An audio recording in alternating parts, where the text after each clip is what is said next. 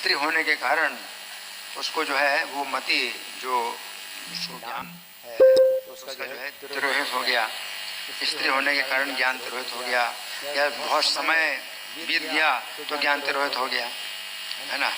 तो उन्होंने जब ऐसा कहा तो फिर मेरा ज्ञान तिरोहित क्यों नहीं हुआ?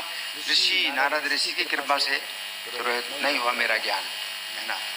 तो अब जो है प्रहलाद महाराज बता रहे हैं वास्तव में वो कारण नहीं है कि माता स्त्री थी इस कारण से ज्ञान तिरोहित हो गया, या बहुत समय बीत गया इसलिए ज्ञान तिरोहित हो गया। हाँ, ये ज्ञान जो है उसको जो है वो मति जो उसको ज्ञान है तो उसका जो है तिरोहित हो गया। स्त्री होने के कारण ज्ञान तिरोहित हो गया, या बहुत समय बीत गया तो ज्ञान तिरोहित हो गया, है ना। तो उन्होंने जब ऐसा कहा तो फिर मेरा ज्ञान तिरोहित क्यों नहीं हुआ? ऋषि नारद ऋषि की कृपा से तिरोहित नहीं हुआ मेरा ज्ञान, है ना। तो अब जो है प्रहलाद महाराज बता रहे हैं वास्तव में वो कारण नहीं है कि माता स्त्री थी इस कारण से ज्ञान तिरोहित हो गया, या बहुत समय बीत गया इसलिए ज्ञान तिरोहित हो गया। हाँ, ये ज्ञान जो है जो तिरोहित हुआ वो कारण क्या था? श्रद्धा के अभाव में। तो माता के अंदर वो श्रद्धा नहीं थी, लेकिन प्रहलाद महाराज अपनी माता की बात नहीं करने की माता के अंदर श्रद्धा नहीं थी, क्योंकि उसमें मतलब एक प्रकार से माता की निंदा हो जाएगी। इसलिए उन्होंने ये सीधे नहीं कहा कि माता में तो श्रद्धा नहीं थी और मेरे अंदर श्रद्धा थी। तो उन्होंने जो है अपना गुण भी नहीं बताना था, तो नारद जी की कृपा से मेरा ज्ञान जो है मेरी स्मृति है वो नहीं गई। तो अपना गुण नहीं बताना चाहते कि मेरे अंदर श्रद्धा थी, माता का दोष नहीं बताना चाहते कि माता के अंदर श्रद्धा नहीं थी, इसलिए वो ज्ञान जो है माता के हृदय से चला गया। लेकिन अब यहाँ जो बता रहे हैं, यदि आपकी जो है मेरे वचन में अगर श्रद्धा है तो आपको यह ज्ञान प्राप्त हो सकता है। तो वास्तव में असली कारण है श्रद्धा का कि माता का यादव है तो उसके अंदर श्रद्धा नहीं थी, लेकिन अपने पुत्र की जो है चिंता थी कि मेरे पुत्र की कैसे रक्षा हो। बस इसी रक्षा में जो है उसकी पूरी मति और पूरी गति और पूरी शक्ति लगी हुई थी, चिंता थी, है ना। और जो प्रहलाद जी थे गर्भ के अंदर वो बिल्कुल सुरक्षित थे और उनके अंदर पूरी तरह से वो थी श्रद्धा। तो गीता में भगवान बताते हैं कि या एमं परमं गुह्यम मद भक्तेषु विधास्यति, इस परम गोपनीय ज्ञान को जो मेरे भक्तों को बताएगा, है तो भक्ति मयि पराम कृत्वा माँ में व्यसित संशया, तो मेरी पराभक्ति प्राप्त करके मुझे प्राप्त कर लेगा, बिना किसी संशय के मुझे प्राप्त कर लेगा। तो यहाँ पर भक्त मद भक्त मेरे भक्तों को जो बताए, तो भक्त का मतलब क्या है कि कौन से धरातल भक्त हो, कौन से धरातल पर भक्त हो। कि भक्ति के तो 9 धरातल हैं, तो कोई श्रद्धा के धरातल पर कोई भक्त होता है तो अभी इसको भक्त कह सकते हैं, कोई साधु संग के धरातल पर है। तो 9 धरातलों में से किसी भी एक धरातल में अगर कोई है तो भक्त कहा जाएगा।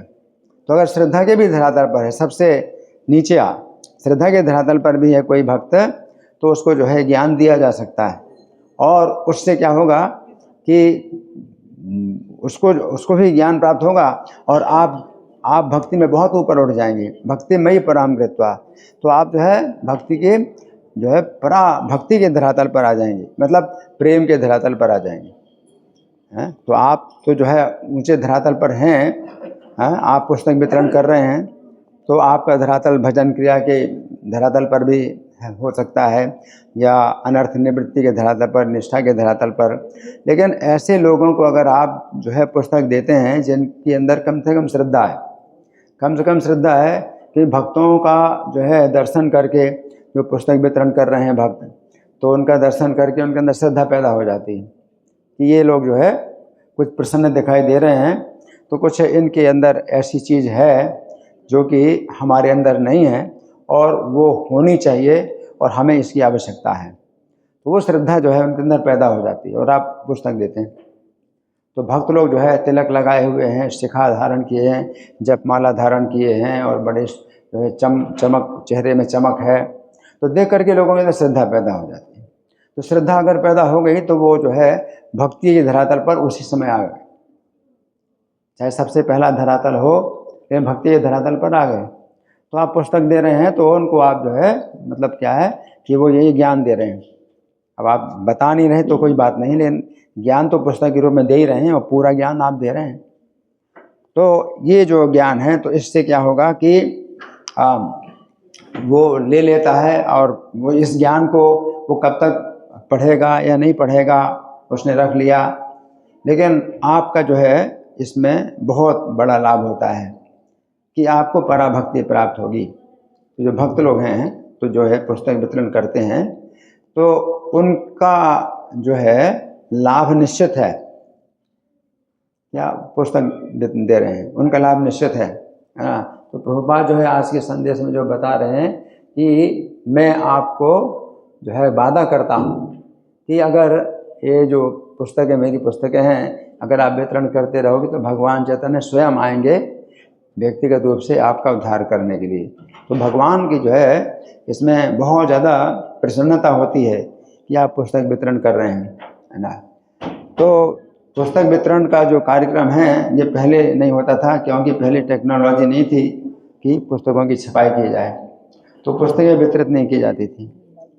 परंतु जैसे टेक्नोलॉजी आई, पुस्तकों की छपाई की, तो उसी समय ही हमारे जो उस समय जो गुरु परंपरा के जो आचार्य थे भक्ति विनोद ठाकुर, उन्होंने तुरंत ही इस टेक्नोलॉजी का प्रयोग किया और पूरे विश्व भर की जितनी भी लाइब्रेरी थी उनमें जो है भेजी, किताब भेजी। और किताब जो है भक्ति विनोद ठाकुर के द्वारा जो लिखी गई किताब है, तो किताब को देख करके लाइब्रेरी में कोई भी जाता है, किताब देख करके उसके अंदर श्रद्धा पैदा हो जाती है।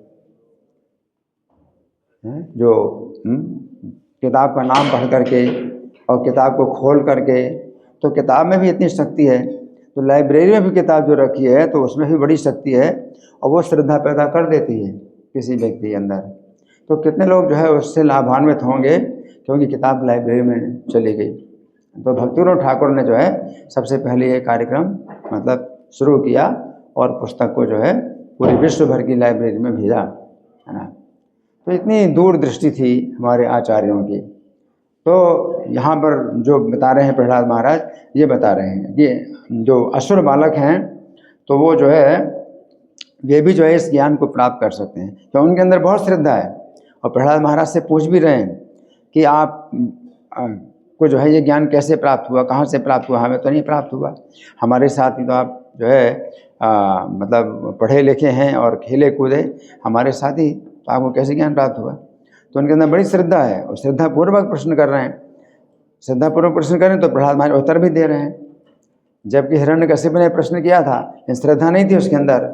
वो तो प्रहलाद महाराज से पूछ रहा था कि तुमको ये ज्ञान जो है किसने दिया, मतलब क्या है, बेकार का कचड़ा है, कि तुमको किसने सिखाया।